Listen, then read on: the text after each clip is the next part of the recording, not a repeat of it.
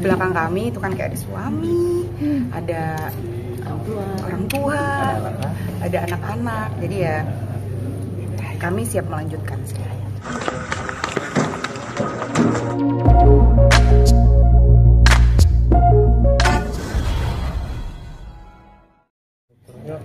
Dari hati yang paling dalam sebagai seorang manusia, bukan pasti sewajarnya kita memaafkan. Menang atau kalah dalam sebuah permasalahan itu udah jadi pilihan terakhir buat kita gitu. Jadi itu kayak titik terendah kami deh untuk mikirin menang atau kalah. Tapi untuk menjaga marwah, menjaga harga diri, menjaga apa yang sudah kami bina selama ini, menjaga perasaan orang-orang yang di belakang kami itu kan kayak ada suami, ada orang tua, ada anak-anak. Jadi ya kami siap melanjutkan sih. Ada durasi berapa lama Kak Tantri? Menunggu apa nyanyinya? Oh enggak ya.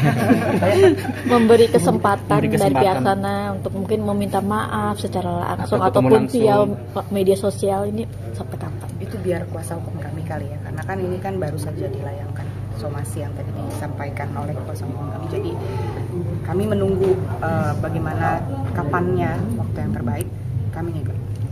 Tapi jika pun kalau misalkan di tingkat purnafan aja nggak sampai selanjutnya gitu, kalian menerima nggak?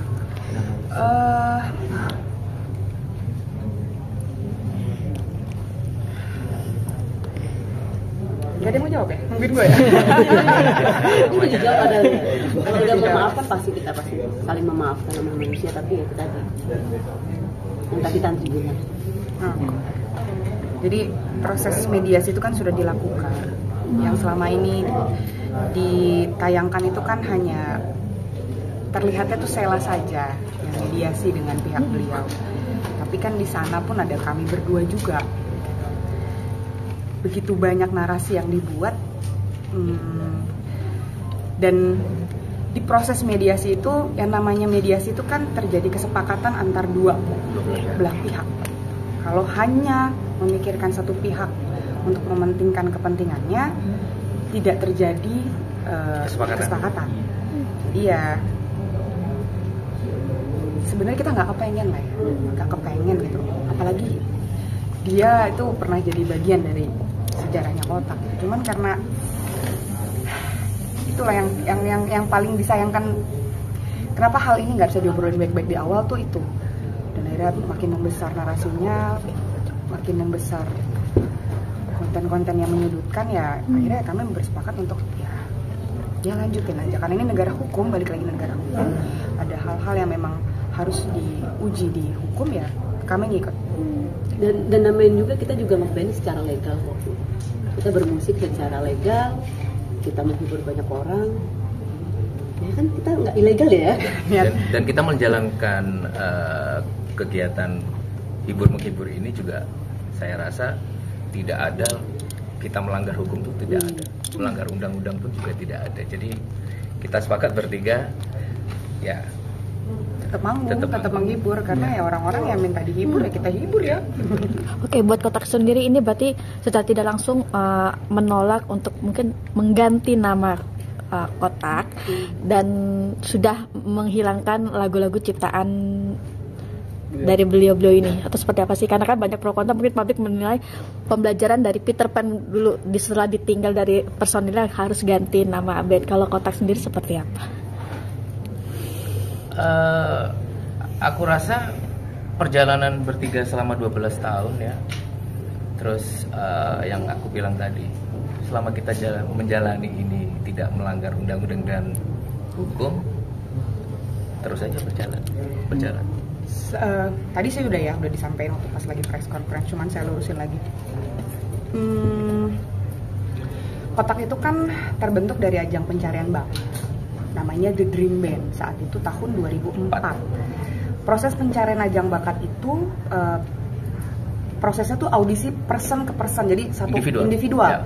Yang bass basis, bass gitaris, bass drummer, bass vokal. Akhirnya di proses tersebut itu dikumpulin lah, istilahnya dipaksa ngeband, terbentuklah Kotak. Nah, Jadi bukan band Kotak yang ikut audisi, tapi personalnya audisinya tuh masing-masing gitu. Jadi ya pas di situ kalau misalkan dibilang personil lama kan masih ada Sheila gitu. Beda halnya kalau misalkan kami berdua yang ngeband tanpa Sheila, ya kita sih ya silahkan aja. Toh kita nggak mempermasalahkan masalah nama. Yang paling kita permasalahkan adalah ketika kami tidak bisa berkarya kembali, itu aja. Jadi silahkan deh nanti kita ya tadi yang saya bilang akan ada sesuatu hal, maksudnya karena ini proses hukum ya kami mengikuti alurnya seperti apa. Tapi kembali lagi bukan masalah namanya kalau buat kita. Yang kami takutkan adalah kami berhenti untuk bisa berkarya, memberikan sesuatu hal yang baik untuk yang mendengarkan. Kak, mungkin after dari press con ini mungkin Kotak sendiri akan mungkin tidak menyanyikan ciptaan yang lagu bersama atau tetap menyanyikan atau seperti apa? Kat mau ya. Kat mau wes Sudah tadi. Tanya diulang 10 kali. Seneni Mas, Seneni. Wes. Kak, kalau untuk Ya, Kotak sendiri kan oke. punya band baru nih. Kalau untuk dari Kotak sendiri supportnya seperti apa sih untuk kepada perusahaan yang punya band baru nih? Mas, dari awal dia memutuskan mengundurkan diri ya 2011 itu kami menghargai keputusannya gitu. Dan di situ kan seperti yang kita tahu alasan beliau keluar dari Kotak kan juga ingin membuat satu band baru gitu. Dan di situ pun kami sangat mensupport gitu atas karya-karya yang mungkin mau dilakukan juga. Jadi ya karena sama-sama di industri musik ya kenapa nggak saling support gitu. Pasti disupport lah.